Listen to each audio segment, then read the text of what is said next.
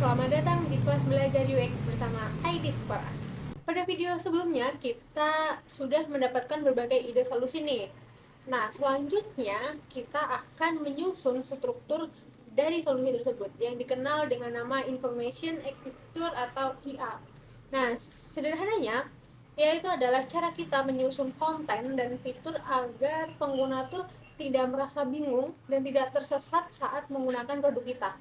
Nah, karena dalam UX ada prinsip penting yaitu kalau fitur tidak ditemukan, maka fitur tersebut dianggap tidak ada. Jadi percuma kalau misalnya kita bikin fiturnya bagus, kalau user nggak tahu di mana letak fitur tersebut.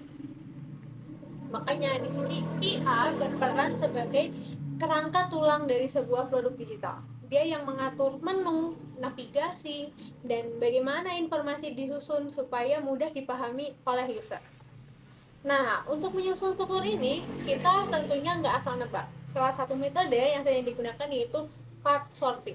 Dengan metode ini, kita bisa melihat nih, bagaimana pengguna secara alami mengelompokkan informasi. Jadi, struktur yang kita buat bahkan berdasarkan asumsi kita, tapi mengikuti cara berpikir user.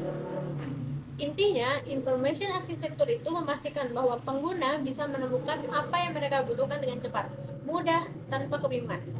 Nah, jadi kalau AI-nya kuat, pengalaman pengguna juga jauh lebih nyaman. Kita akan masuk ke bagian yang menurut saya paling kerasa nyata nih dalam proses UX, yaitu user flow. Nah, jadi kan tadi kita udah capek-capek nih mikir masalahnya apa, ide solusinya apa.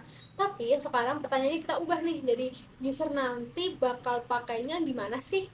Nah, user flow ini ibarat kita lagi jadi sutradara film nih. Kita ngatur alur cerita user dari awal sampai akhir. Misalnya, user buka aplikasi, terus dia mau ngapain? Dia mau klik apa dulu nih? Apakah dia langsung paham atau malah bingung dan malah keluar aplikasi? Nah, itu semua kita pikirin. Ada 3 hal penting yang wajib kita perhatiin dalam menyusun user flow. Yang pertama ada happy path, ini versi hidup indah, jadi kayak user masuk, klik, selesai, berhasil, terus semuanya lancar. Tapi kan nyatanya nggak gitu ya di dunia nyata. Makanya ada yang tahap kedua yaitu edge case.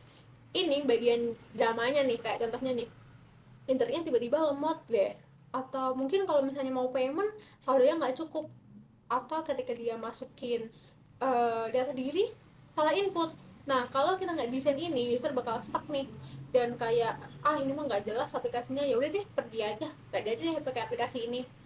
Nah, disinilah nih yang ketiga penting banget, yaitu error handling. Jadi bukan cuma soal ngasih pesan error, tapi kayak gimana caranya kita tetap baik ke user saat mereka salah.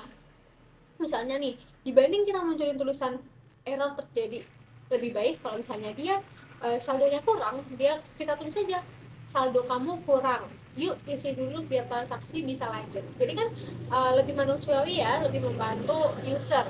Jadi intinya user flow itu bukan sekedar alur doang, tapi cara kita memastikan user itu nggak nyasar, nggak frustasi, dan tetap nyaman sampai tujuan. Nah, kalau di tahap ide kita mikir apa solusinya, di sini kita mikir apakah solusi ini benar-benar mudah dipakai oleh user, dan biasanya setelah ini baru kita visualisasikan flow-nya pakai tools seperti Figma sebelum masuk ke desain yang lebih detail lagi. Nah, sepertinya kita akhiri pembahasan kita akan lanjutkan di video selanjutnya. Bye bye.